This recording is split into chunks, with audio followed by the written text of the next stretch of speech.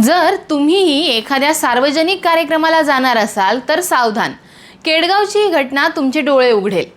केडगाव उपनगरातील श्रेया गार्डन येथे शनिवारी 2 मेला रात्री एका साखरपुडा समारंभामध्ये सुमारे 16 तोळे 5 ग्रॅम सोन्याचे दागिने चोरीला गेल्याची घटना घडली आहे।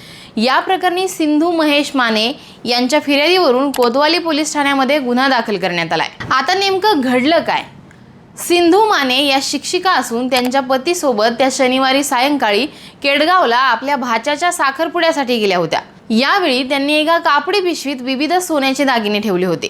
कार्यक्रम सुरू असताना रात्री 7:45च्या दरम्यान त्या आपल्या नातेवाईकांसोबत स्टेजवर फोटो काढण्यासाठी गेल्या। यावेळी त्यांनी आपली दागिन्यांची पिशवी ही आपल्या पायाजवळच ठेवली होती। मात्र त्याच वेळी अचानक लाईट गेल्याने काही काळ गोंधळ निर्माण झाला आणि त्यानंतर पिशवी उचलण्यासाठी त्या खाली वाकल्यावर त्यांना ती पिशवी तिथे आढळून आली नाही। यानंतर त्यांनी नातेवाईकांसह सगळीकडे दागिन्यांचा शोध घेतला, मात्र त्यांना ते दागिने सापडलेच नाहीत। या दागिन्यांमध्ये 4 तोळ्यांचं सोन्याचं नेकलेस, 6 तोळ्यांची मोहनमाळ, 6 तोळ्यांचं गंठण तसेच अर्धा तोळ्याची पिळ्याची अंगठी याचा समावेश होता। म्हणजेच एकूण 16 तोळे 5 ग्रॅम वजनाचे हे सुमारे 7.5 लाख रुपये किमतीचे दागिने होते।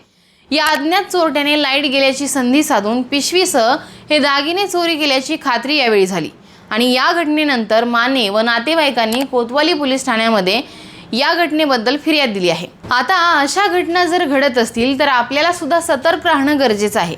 त्यामुळे कुठल्याही कार्यक्रमाला जात असताना सोन्याचे दागिने सोबत नेणं हे टाळाच।